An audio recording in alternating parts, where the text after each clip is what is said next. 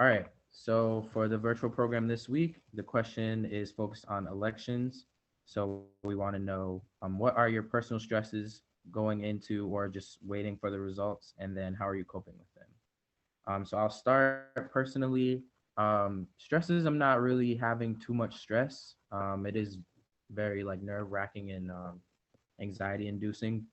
The way I'm coping is checking and updating myself with the results here and there, but not like focusing too much on it, giving myself some like personal like body breaks, brain breaks, getting away from the screens just so I can like mentally stay sane, personally. And yeah, that's just me.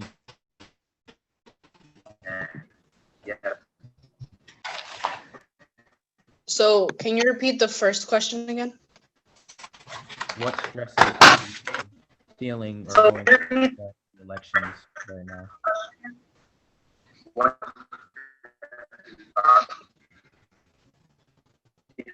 Um, I think what stresses me out, especially now that we're like technically talking post-election, I think what stresses me out is like the anxiety I have over like not knowing and just like I mean whoever gets voted into office is whether I wanted to or not is going to be my president and they should do right by me. And if it's not the candidate that I voted for, at least people went out and voted. Like I know a lot of people are like, "Oh, if this president of this candidate gets elected, don't talk to me." And it's like, I agree with that. But you know, people went out and voted for who they thought was right.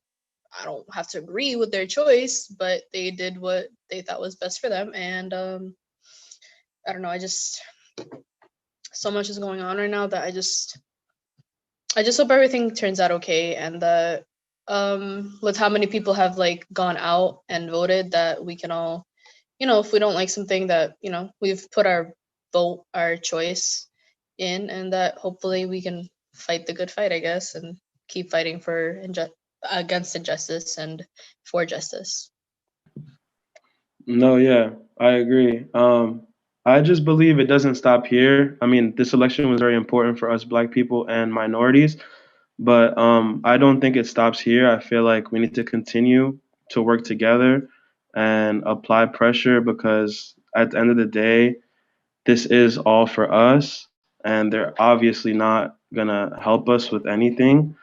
So it's important that we continue to work together because this sucks. And in terms of the election, it's very like I don't know, like Nani was saying, I'm like on edge. Like I just want it to be over. I don't know, like it sucks, but things I'm doing to cope with it, I guess, is just making sure my friends are okay, my family's okay.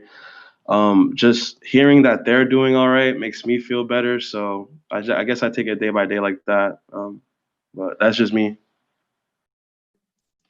Yeah, no, I agree with all the points that are being made. I feel like our generation has a strong voice right now, and we got to keep fighting against injustice and make the world a better place. And if it takes us a long time, then it does, which is really sad. And I feel like that I'm just anxious because I want to know who's going to be our president. Either way, like Yadira said, um, if it's not the person that I voted for or particularly want, at least people went out and voted, um, and that we just kind of got to stick together and keep fighting for what we believe in. Um, and I guess I'm coping by just keeping myself busy, working, coaching, playing basketball, doing things that I love.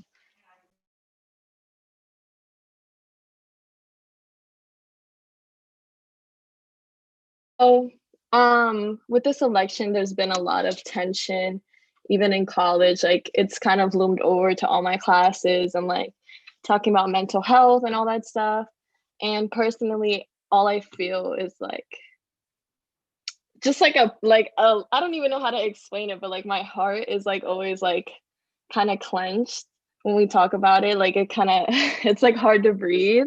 And the same thing was in 2016 when I saw that Donald Trump won, because I feel like it was easier for the United States to conceal their racism. with a nice president or a nice looking president, and just, you know, changing the words from like slave and black man to a criminal or suspicious looking. So I feel like now that we have a president that just blatantly says what he thinks, and, you know, he thinks black people are thugs and peaceful protesters are violent, is what scares people now, because now you can't pretend that it's not true and that it doesn't exist. And I also think about Harriet Tubman, who she says all the time, well, she said all the time that she would have freed more slaves if only they had known they were slaves. And I think about that in the Black community a lot when you see people like Lil Wayne and Kanye West that support white supremacy, which is Donald Trump right now. He's the face of it. So it just saddens me. It makes everything a little bit more real. And how I'm coping with it, I really don't know. I don't think I'm coping with it well, because I look every so often, I'm looking at, you know, Joe Biden and seeing if he won Nevada yet, or if Alaska finished freaking voting, but they're not, and things like that. And my major doesn't make it easy, because I have to look at it and I have to like report on it and all this stuff.